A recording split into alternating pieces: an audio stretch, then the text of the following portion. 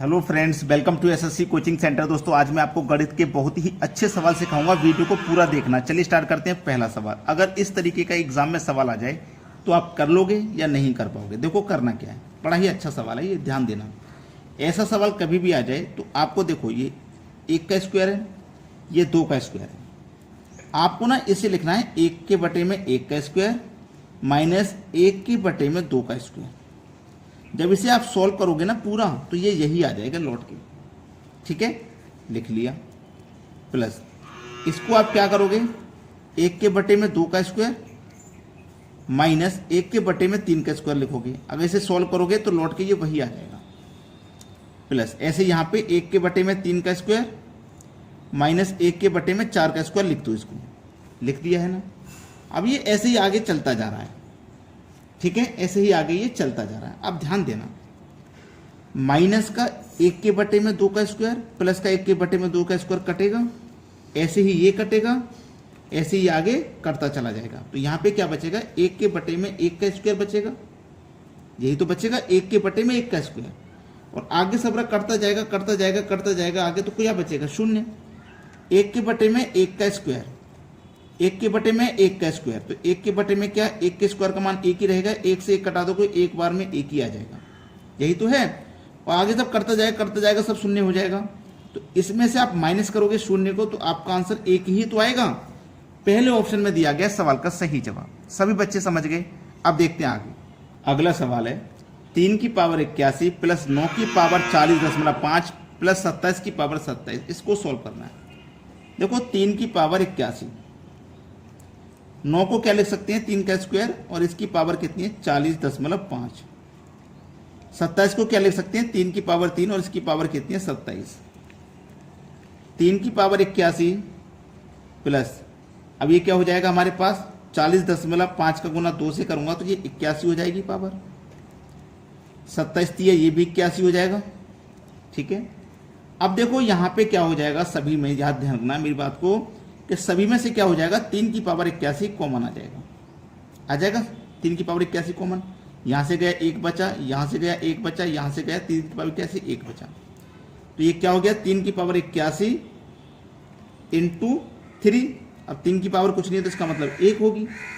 ठीक है, 3 की पावर कुछ नहीं तो इसका मतलब 1 होगी। अब बेस समान है तो पावर ऐड हो जाएगी, तो 81 में 1 जोड़ दो, 3 की पावर 82 हो जाएगी। ये है सवाल का बिल्कुल सही आंसर, 3 की पावर 82, जो कि हमारे सी ऑप्शन में दी गई है। ये बिल्कुल सही जवाब है आपका। अब देखते हैं आगे। अगला सवाल 2.3 के ऊपर बार प्लस 4.3 के ऊपर बार का मान क्या है। याद रखना, अगर दशमलव से पहले शून्य है तो उसका कोई मतलब नहीं होता, और दशमलव से पहले कोई संख्या है उसे लिख लीजिए, दशमलव के स्थान पे प्लस आ जाएगा। अगर दशमलव से पहले शून्य है तो कुछ मत लिखना, केवल ये 3 रहेगा। ठीक है, चलिए 3 है ना, 3 के ऊपर 12 तो 3 के बटे में 9 प्लस 4 दशमलव की जगह प्लस 3 लिखिए, 3 के ऊपर 12 तो बटे में 9। ठीक है, 3 एकम 3 3 तिया 9, 3 एकम 3 3 तिया 9। ठीक है, यहां तक समझ में आएगी। 2 और 4 इसको पहले जोड़ लो, 6 हो जाएगा। जोड़ लिया ना आपने, 1 और 1 को जोड़ा आपने 2, 1 और 1 को जोड़ा 2, 2 के बटे में क्या आ जाएगा आपका 3, 3 छिंग 18, 18 में 2 जोड़ो 20 बटे में 3। अब 20 के बटे में 3 देखो कहां पे, बी ऑप्शन में। ये बिल्कुल सही जवाब है, आसानी से समझ में आ गया होगा। अब देखते हैं आगे। अगला सवाल है, एक वस्तु 8,000 रुपए में बेची गई, यदि 20% की छूट दी जाती है तो 28% का लाभ होता है। मूल्य क्या है, लागत मूल्य। देखो 8,000 रुपए में बेची गई, 20% की छूट दी गई, तो इसका मतलब 80% में बेची गई। ठीक है, अब यहां पे आप इसे सॉल्व करोगे, 8,000 का 80% जब आप निकालोगे तो कितना हो जाएगा, 2 जीरो से 2 जीरो गए, 8 8 64 और 2 जीरो 6400 हो जाएगा। तो ये कितने के बराबर है, ये 6400 के बराबर है। ठीक है, अब देखना 28% का लाभ चाहिए, तो 100 की चीज पे 28 का लाभ, मतलब उसे हम 128 में बेचेंगे तभी तो 28% का लाभ होगा। 6400 की चीज को 128% बेचेंगे तो 100% का मान निकाल लिया। 128 से डिवाइड कर दीजिए, 100% का मान निकालने के लिए 100 से मल्टीप्लाई कर दीजिए। अब देखो 64 एकम 64, 64 दूनी 128 होता है, ये 2 से कट जाएगा, ये 50 बार में, 5 कम 5, 2 जीरो ये 1 जीरो 3 जीरो हो गए, तो 5000 आपके सवाल का आ जाएगा सही जवाब। जो कि हमारे सी ऑप्शन में दिया गया है। ये बिल्कुल सही आंसर है।